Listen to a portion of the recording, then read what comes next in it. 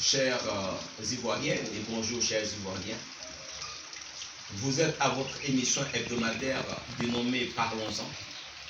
Il est important pour la justice sociale, pour que le niveau social des Ivoiriens et des Ivoiriennes puisse s'améliorer, de poser certaines problématiques, de poser certains problèmes, pour que chacun de nous puisse en prendre davantage conscience. L'objectif que nous donnons dans l'émission, pour cette émission Parlons-en, c'est d'éveiller les consciences, amener chacun à prendre ses responsabilités, à mieux percevoir une situation que nous vivons. Et aujourd'hui, nous voulons parler de la situation du monopole de l'espace de l'audiovisuel. Depuis que nous sommes jeunes enfants, jeunes adultes, la seule chaîne publique que nous connaissons, c'est la radio et télévision ivoirienne, la RTI. À un moment donné, arrivé où le président Bédié a estimé qu'il fallait que chacun contribue pour avoir droit aux images de la RTI, puisque l'État était en grève dans une certaine incapacité de nous donner un service public. Et aujourd'hui, les Ivoiriens et les Ivoiriennes, les citoyens et les citoyennes payent sur chaque facture d'électricité une redevance de la RTI. Et donc la RTI aujourd'hui est un bien public, non seulement par le financement de l'État, mais ensuite chacun contribue. Et donc cela nous donne droit forcément à une certaine qualité d'image pour égayer nos journées. Et donc la question que nous nous posons depuis des années, pourquoi l'espace de l'audiovisuel en Côte d'Ivoire ne peut pas être libéralisé? Chaque pouvoir qui arrive annonce la libéralisation. Chaque pouvoir qui arrive dit maintenant tout le monde, beaucoup d'Ivoiriens peuvent créer les sociétés, les télévisions. C'est une très bonne chose. Nous avons applaudi des deux mains cette initiative des différents gouvernements. Mais à la pratique aujourd'hui en Côte d'Ivoire, nous nous rendons compte que les Ivoiriens, à part la RTI, les Ivoiriens n'ont pas d'autre choix. Le choix immédiat qu'on a, c'est Canal. Mais pour ça, il faut payer 5 000, 10 000, 20 000 francs par mois. Ce n'est pas à la portée de tous les Ivoiriens. D'autres vont sur d'autres chaînes telles que Afrique Média. Et donc, il faut avoir une parabole, un décodeur pour avoir ces chaînes. Et donc, on nous dit que l'espace est réellement libéralisé. Nous disons merci.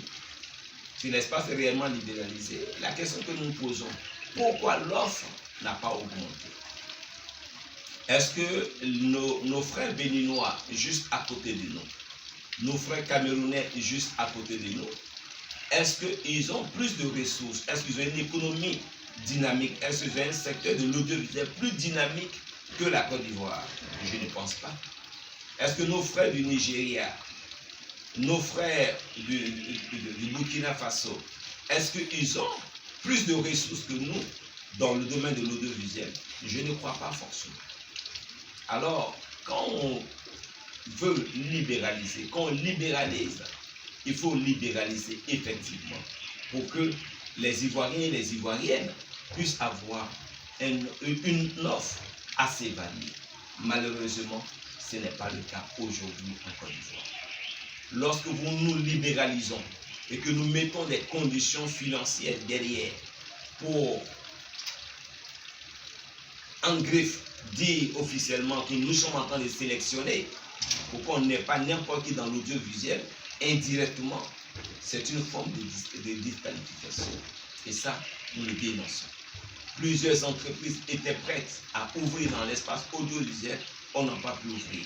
Des emplois allaient être créés, des revenus supplémentaires au niveau du social, au niveau du fiscal, mais on n'a pas eu tout ça. Et finalement, on n'a que la seule RTI qui est devenue la principale force de propagande du parti, de ceux qui sont au pouvoir. Hier, avant-hier, c'était comme ça avec le PDCI-RDA. Hier, c'était pareil avec le FPI. Aujourd'hui, c'est pareil avec le RDR. Alors, la question que nous posons, pourquoi tous les pouvoirs qui arrivent à la tête de l'État de Côte d'Ivoire, à la tête de la nation ivoirienne, ont pratiquement tous le même raisonnement, c'est-à-dire maintenir la majorité de la population accrochée à la seule chaîne publique pour pouvoir diffuser, faire de la propagande, maintenir. Ce n'est pas normal. Il faut que la Côte d'Ivoire arrive à s'émanciper. Il faut que la Côte d'Ivoire arrive à quitter cette situation qui n'honore pas du tout la Côte d'Ivoire.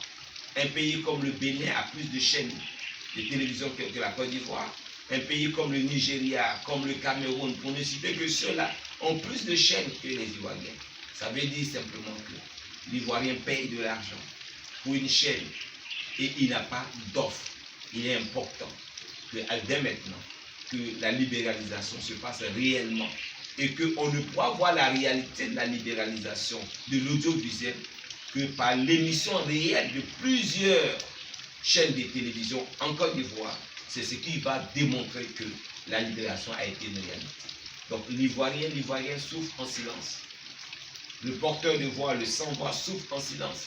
Il ne peut rien dire, il ne peut rien faire et il ne prend pas conscience. Donc finalement, ce qui lui est proposé matin, midi et soir, il est obligé de faire avec. Et ça fait l'affaire de ceux qui gèrent le pouvoir. Avant-hier, ça a fait leur affaire avec le PDCI RDR. Hier, avec le FPI, ça a fait leur affaire. Aujourd'hui, ça fait l'affaire du RDR. Ça veut dire que nos dirigeants sont tous la même logique de maintenir les citoyens, la citoyenne, captivés, captés, embrigandés avec la télévision publique, avec les moyens du citoyen. Et nous dénonçons cela. Ce n'est pas normal. Il faut que ça s'arrête. Nous avons besoin de tenants du pouvoir assez courageux pour transcender cette stratégie ancienne, vieille de plus de 30 ans, vieille de plus de 40 ans, pour aller dans une autre dynamique. Les Ivoiriens sont matures. Vous constatez que ces Ivoiriens sont obligés pour se distraire, aller sur les réseaux sociaux, parce que là-bas, on a une diversité d'offres. Mais au niveau de la RTI, au niveau de l'espace de l'audiovisuel, si vous ne pouvez pas payer 20 000 francs par mois, vous ne pouvez pas avoir une offre variée. Ce n'est pas normal. Il faut que l'État pense aux citoyens. Il faut que le gouvernement pense aux citoyens. Il faut que les tenants du pouvoir pensent aux citoyens, pensent aux sans-voix. Et nous voulons dénoncer cela. Je sais que tu es d'accord avec moi. Parce que tu es d'accord avec moi, tu vas liker la vidéo. Tu vas la partager massivement pour que nous formons ensemble une masse critique, pour que nous puissions dénoncer, pour que nous soyons entendus, pour que la situation puisse changer. C'était le président Théophile Sokowaza, président de la 4e voie, la voie des sans-voix.